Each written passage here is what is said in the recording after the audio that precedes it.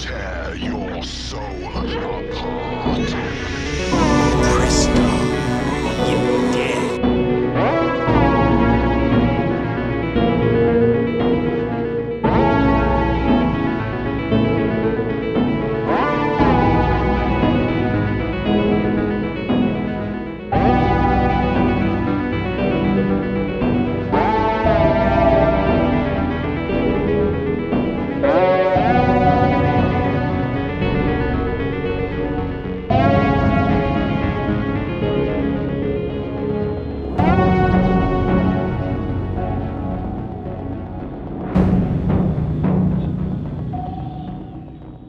Salut les amis, j'espère que vous allez bien. Donc, petite introduction un peu spéciale parce que voilà, c'est notre première sortie depuis la réouverture du cinéma.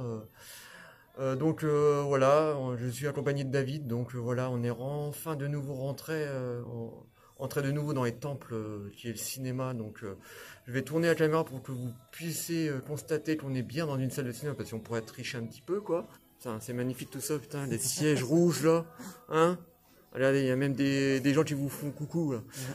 Voilà, ces beaux sièges rouges là, putain. Hein, vous êtes d'accord avec moi là? Bah oui, c'est clair. Donc on voilà. va se prendre enfin une séance quoi. Voilà, donc on va aller voir le film Mandibule. Bon, à la base, c'était pas Mandibule qu'on voulait voir, mais c'était le dernier voyage, c'est ça? Ouais, c'est ça. Dernier voyage, donc tout est blindé. Hein, c'est le premier week-end, donc c'est. On choisit pas quoi. Voilà, donc on était voir Mandibule, donc j'espère que c'est bien. Bon, et ce qui paraît, c'est bien quoi. Le Palmacho, on verra bien ce que ça va donner. Donc voilà, c'était pour marquer le coup. Voilà, nous aussi, nous sommes retournés dans les salles de cinéma. Et donc, je vous en parlerai très rapidement. Enfin, là, on fait la petite vidéo et à la maison, je ferai la critique du film.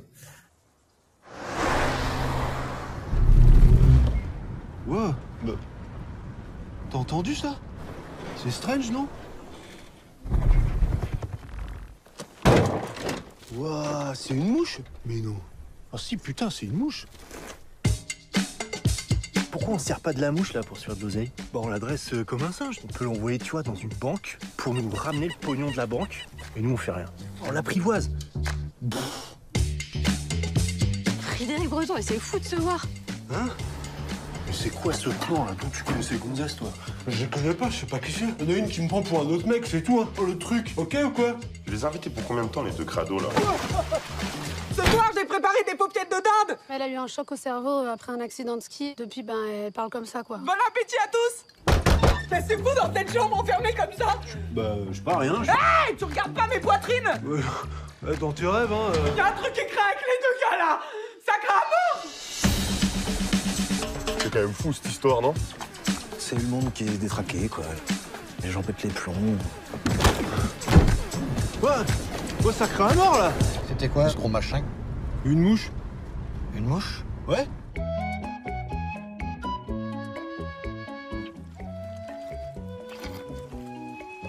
Mon Dieu, que ça fait du bien de retrouver les salles de cinéma. Mon Dieu, ces sièges rouges, son odeur de popcorn artificiel, cet écran géant, mon Dieu, quel pied de retrouver la vie, de retrouver les films sur écran géant, mon Dieu. J'ai pris un pied d'enfer. Alors, petite vidéo spéciale, parce que, à la base, je devais vous faire la critique du dernier voyage, parce que c'était le film qu'on avait prévu de voir avec mon frère David, et malheureusement, on arrive au cinéma, et tout était blindé. Toutes les séances du dernier voyage étaient prises, donc, comme on était venu en bus, on était un peu déçus, on s'est dit on va pas repartir sans voir un film, et on s'est rabattu sur Mandibule, donc le dernier film de Quentin Dupieux. Alors à la base c'est un film que je devais pas voir du tout parce que je connais l'univers du réalisateur et c'est pas du tout ma came, et donc on s'est rabattu sur ce film, donc je vais vous faire la critique. Alors Mandibule est un film donc de Quentin Dupieux. On retrouve dans les rôles principaux Grégoire Ludig, David Morset et Adèle Exarchopoulos. Waouh! Alors, c'est le tout dernier film de Quentin Dupieux. Alors, c'est un réalisateur qui a un univers assez particulier, complètement barré. Alors, moi, je commence à avoir 46 ans, je commence à être un petit peu vieux pour ces J'ai pas son âge de ces conneries.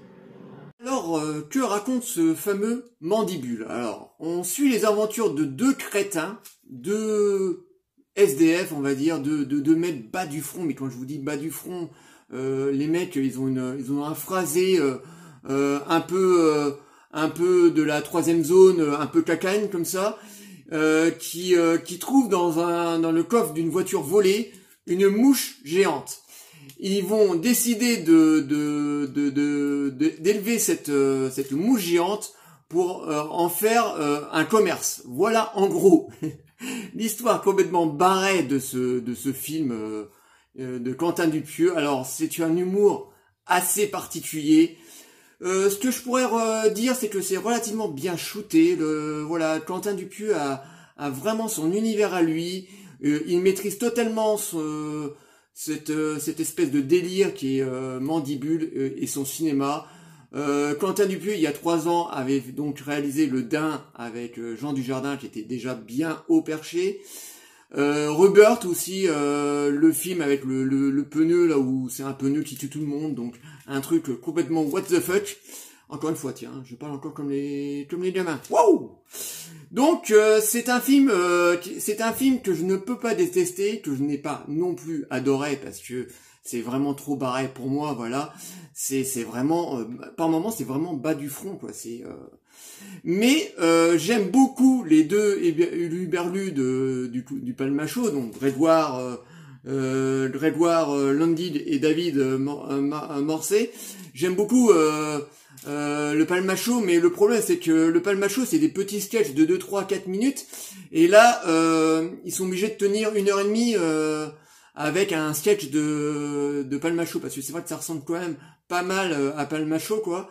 C'est pas pour rien que Quentin Dupieux a pris les deux gars du Palmacho, et effectivement on ressent un petit peu l'univers du Palmacho, mais avant tout on est vraiment dans un film de Quentin Dupieux, donc on a que des personnages, des galeries de personnages qui sont moyennement cons, mais quand je vous dis bas du front, ils sont vraiment bas du front. C'est vraiment un univers assez particulier. On aime ou on n'aime pas, mais on peut pas avoir le cul entre deux chaises.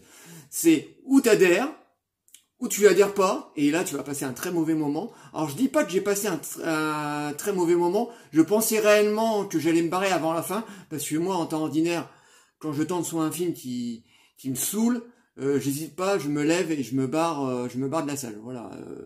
Je me force pas à regarder un film qui me plaît pas. Et là, je me suis pas barré parce que les deux personnages sont tellement teubés que, au bout d'un moment, ben, je me suis mis à rire. Voilà. Ils sont tellement teubés. En plus, les mecs du Palmacho le jouent vraiment très très bien, quoi. Ils sont à fond dans leur rôle, avec leur espèce de grosse mouche géante, là, qu'ils trouvent dans un coffre pourri d'une bagnole, d'une épave.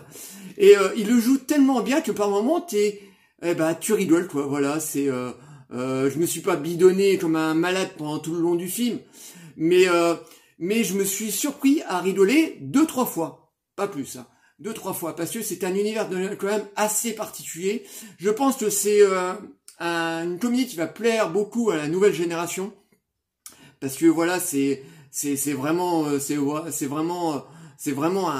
une comédie délire, pas style Danny Boone ou Les Tuches. C'est vraiment un truc que les jeunes en général adorent. Alors pendant tout le long du film, les deux mecs ils font taureau comme ça, ils saluent toujours en faisant taureau comme ça. Et je le vois gros comme une baraque. Tout l'été on va entendre des taureaux partout. Tous les gamins vont dire ouais, taureau. Ça va être la grosse mode de l'été, voilà. Parce que je pense que le film va marcher, parce que comme le film a été reculé de 1 an, donc il y a eu un espèce de hype comme ça autour du film, avec l'affiche, on voyait cette histoire de mouche géante, les mecs du Palmacho, donc finalement le Covid a permis à ce film de se faire parler de lui, et donc je pense que ce film va faire un petit succès, voire un beau petit succès. Enfin, c'est ce que j'espère pour le film, parce que c'est quand même un film français, et comme je le dis tout le temps, faut défendre notre cinéma français, mais pour moi c'était vraiment trop. Et il y a un personnage en particulier dans ce film qui moi m'a complètement saoulé, c'est le personnage donc d'Adèle Exarchopoulos. Qu'est-ce qu'ils ont ces Français avec ces noms? qui joue le rôle d'une femme qui a eu un accident pendant un voyage en ski et qui est tombée sur la tête et elle est obligée de s'exprimer en hurlant. Elle a pas de moyen, un autre moyen de s'exprimer aux gens que en gueulant. Et donc l'actrice elle joue toujours comme ça en fait. Alors j'essaie de pas le faire trop fort pour pas que ça soit inaudible. Elle gueule en permanence. Donc au début c'est marrant, première minute, deuxième minute, et après ça devient vite saoulant. On se dit bon bah les mecs avancez un petit peu dans votre film parce que là ça y est ça devient lourdingue et elle gueule tout le temps. Alors je me mets à la place de l'actrice. Pendant le tournage, je peux dire qu'elle a dû se casser la voix entre deux prises parce qu'elle gueule tout le temps quoi. Et puis elle lève vraiment la voix quoi. Et ce personnage, au bout d'un moment, moi, il m'a saoulé. Je dis ça y est, c'est bon les mecs. Un humour, c'est pas fait pour être étiré. Voilà, un gag n'est pas fait pour être étiré comme ça très très longuement. Voilà, faut passer à autre chose. Et le film est une succession comme ça de gags plus ou moins marrantes. Alors il y a des gags qui marchent plutôt bien. Il y a des blagues qui tombent complètement à plat, mais c'est un ovni total dans le cinéma comique français. Donc Dupieux est spécialiste en ça. Voilà, c'est un peu notre David Lynch français. Bon, bien sûr, n'allez pas croire que je mets ce Quentin Dupieux au niveau de David Lynch. De toute façon, c'est déjà deux réalisateurs complètement différents, avec deux univers différents, mais il a son univers propre à lui, et je ne peux pas le détester finalement, parce que c'est on aime ou on n'aime pas. Moi, je n'ai pas adhéré à cet humour. Enfin, je vous dis, je me suis pris à rigoler 2-3 fois. Mais par contre, il y a un truc que j'ai remarqué dans la salle. Alors, la salle, elle était moyennement remplie. Hein, voilà, elle était pas pleine, mais elle était moyennement remplie et ça ne rigolait pas beaucoup. Voilà, à part deux petites gonzesses derrière moi qui devaient avoir entre 20 et 25 ans, qui se bidonnaient, mais elles pouffaient dans leur pot de popcorn.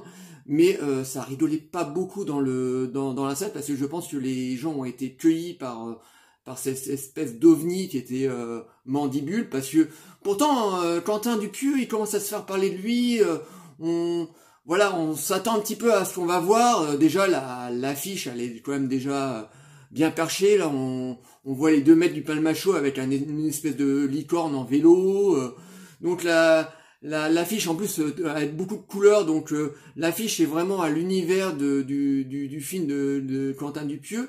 Mais je pense que les gens dans la salle ont été complètement cueillis par ces espèces de comédies complètement loufoques, bas du front. Et je pense que voilà, il y en a beaucoup et il y en a beaucoup qui n'ont pas trouvé ça forcément drôle. Mais bon, comme je vous l'ai dit, moi je peux pas le détester parce que c'est un réalisateur quand même qui tente des choses, qui voilà, c'est un bol d'air frais, voilà, des films de ce genre, on en a pas beaucoup, et là on sort d'un confinement, et franchement ça fait du bien, voilà, donc, mais bon, voilà, pour moi ça a complètement glissé sur moi. Alors déjà j'ai un problème avec les films des comédies françaises, surtout les comédies des années 2000, la comédie française, je comprends plus les codes. Voilà, moi je suis vraiment un très gros fan, par exemple, de l'univers de Francis Weber, donc la trilogie de La Chèvre, Les Fugitifs, Les Compères. J'adore la plume de Francis Weber quand les lignes dialogues sont super ciselées. Voilà, moi je suis un gros friand de ce genre de comédie. Alors je suis pas planté non plus dans les comédies des années 70-80. Il y a certaines comédies à la fin des 90 qui m'ont plu, comme Les Inconnus par exemple avec les 3 frères. Mais après les années 90, au moment des années 2000, là la comédie française m'a complètement saoulé, parce que c'était les Tuches, les Danny Boone, les Claviers, toutes ces comédies infâmes, populaces. Et ce film-là, donc je peux pas voilà, comme je vous dis encore une fois, je peux pas le détester parce que c'est le réalisateur vraiment essaye des choses. Il y réussit plutôt bien. Par moments, il est chou. Voilà, tout n'est pas bon dans le film. Mais les 2 acteurs du Palmachot m'ont fait rire, c'est vrai, avec leur accent d'espèces de débiles mentaux là, ça m'a fait méchamment rire avec leur espèce de grosse mouche là. À un moment, un truc qui m'a fait pouffer de rire, c'est que ils sont obligés de scotcher les ailes de la mouche pour pas qu'elle se barre. Et il y en a un, il est persuadé qu'il va arriver à l'apprivoiser pour qu'elle voler de l'argent dans un casino, voilà, dans un casse. Donc des idées complètement barrées. Et en fait, il y a que Quentin Dupieux qui peut faire ce genre de comédie. Donc pour en finir, donc je vous le conseille, voilà, si vous aimez les comédies complètement barrées, what the fuck, qui sortent de nulle part, vous allez adorer. Si vous aimez les comédies un peu plus lambda, je veux dire, ou plus classiques, ça va être compliqué pour vous parce que vous allez avoir des gros yeux ronds comme ça, vous allez dire mais qu'est-ce que c'est de ce truc. Moi je me suis pas fait cueillir, moi je savais très bien ce que j'allais voir, Dupieux, je savais l'univers qu'il avait, et donc j'étais pas trop cueilli. Il y a des trucs que j'ai trouvé complètement cons, mais j'ai compris son univers, j'ai compris ce qu'il voulait faire, mais donc si vous aimez les comédies un peu lambda, ce film n'est pas du tout pour vous, mais je peux que vous le conseiller. C'est une bole d'air frais pour les comédies françaises et pour le cinéma français. Donc, Mandibule, à voir ou pas. Voilà. J'espère que cette petite vidéo vous aura plu. Likez, délikez, abonnez-vous. Envoyez-moi des commentaires, dites-moi si vous avez vu Mandibule et ce que vous en avez pensé. Je vous répondrai toujours avec plaisir, et je vous dis à très bientôt. Ciao les amis.